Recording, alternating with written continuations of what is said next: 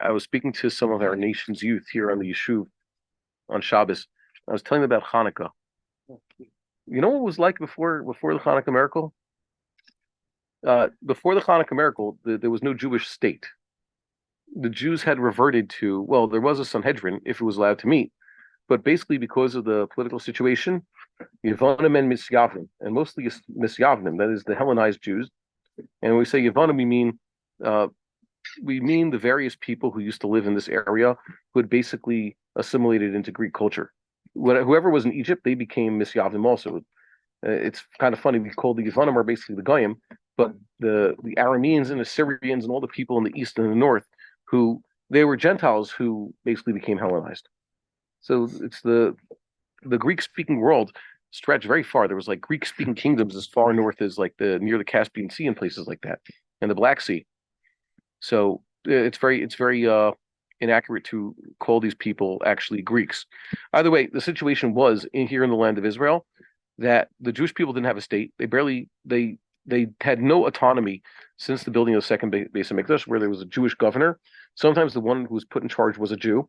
Many years, the person that let's say first the Persian emperor and then whoever the Ptolemaic ruler from Egypt or the what's the word here the Seleucid ruler in Assyria, they recognized the Kohen Gadol as the leader of the Jewish people, the de facto leader of the Jewish people. But the Jewish people weren't allowed to have their own king, and they paid exorbitant taxes to the crown. And that's a British expression, but you get the idea. And in the years leading up to the Hanukkah miracle, they basically took away from the Jewish people their right to even have the temple. Right? First, it was taken over by Hellenized Jews, and eventually they realized something. We just wanted to take away the temple because the Jews wanted it, the Orthodox Jews wanted it. But once they were there, they had no need for it. It was abandoned. When Yehuda Maccabee and his brothers and his ragtag group of Ma'atim, Kedoshim, but Ma'atim and Tehorim, who beat the Tamaim, they found the temple was basically abandoned and ruins, empty. The Kalim were gone. The edifice was still standing. The altar was still standing, but they had to destroy the altar and put up a new one. It was pretty bad. And before Yehuda Maccabee did what he did, before his father got everybody riled up, the Jewish people didn't have an army. So they didn't have a state. They didn't have an army. The temple was technically standing, but it was non-functional. It was like that for a few years. And they took it back, which is kind of amazing. That's what Hanukkah is about. You could be in a situation where you don't have a prophet around, and you could be lacking everything. Everyone takes Yeshuva Aretz seriously nowadays. Jewish people keep this commandment. They try, at least they try now. The government stops them from doing so. The enemies destroy or enemies threaten areas around the border. So whereas the halacha has special exceptions, and you have to really go out of your way to protect those places, they deserve special consideration. Here it seems we're ceding territory along our edges. And that's a slow creep. We're losing territory, which is a problem. It's not the first time in history it happened. But nowadays, people consider the mitzvah of Yishuv Aretz. They don't deny that it's something that we're trying to do, right? Jews want to settle the land of Israel. But also, 150 years ago, that wasn't on the table. The idea of building Jewish cities in the land of Israel was not something taken seriously by most Jews, even the ones who studied the Torah and professed an allegiance to keeping the Torah, right? The Vilna Gaon and the Talmidim followed him. They wanted to go to Eretz Yisrael and settle in Eretz Yisrael. How much of a plan did they have to build many towns?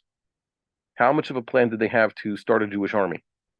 To build the Beis Hamikdash? I don't know. Maybe they did, but you understand that 200 years ago this wasn't done, 150 years ago this wasn't done, and something changed.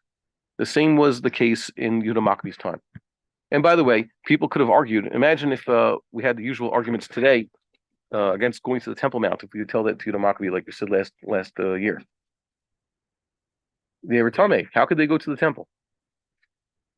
The answer is they had to do it. So Hanukkah, what? Whose letter was it? That was Rabbi Avi Shafrin, who's the spokesman for the Agudas Yisrael. So that was kind of shocking last year that he writes such a thing. Rabbi Avi Shafrin and the Aguda, at least the Aguda in the United States, would officially have been against Hanukkah had it happened. And many of us, or just the youngsters to whom I was speaking on Shabbos, There are the new Israeli generation. They're basically aged 15 to 18. No one really older than 18. I think maybe there was an 18-year-old there, just barely. Tried to tell them that they take all these things for granted. The fact that many of them will enter the army, for better or for worse, many of them settle in the land of Israel. That's something that they've had their entire lives, but they don't know that it wasn't a given for large parts of Jewish history. And they have an exceptional opportunity in front of them. I told them they have to start keeping more commandments. They have to look around and say, what else can I do? We're talking about kids, Baruch Hashem, who aren't involved in anything wrong, by the way. These are the good kids. They live in Eretz Yisrael. They're structurally protected from major averos because of their society. You know, there's what are these? What these kids are? These kids are the cream of humanity and the cream of the Jewish people. Telling them, go find more mitzvahs to keep. You'll have tcheles. Go find some tcheles, or become interested in the mitzvahs you haven't done yet. You want to start farming so you can keep other mitzvahs. That's great. You want to be one of the leaders of this Temple Mount movement, the Jews who eventually want to see the reinstitution of the Beis Hamikdash. They asked me, "Are you going to do it?" I said, "If I could, but I'm not in charge. We need a critical mass of Jews who are for this." So that was something good.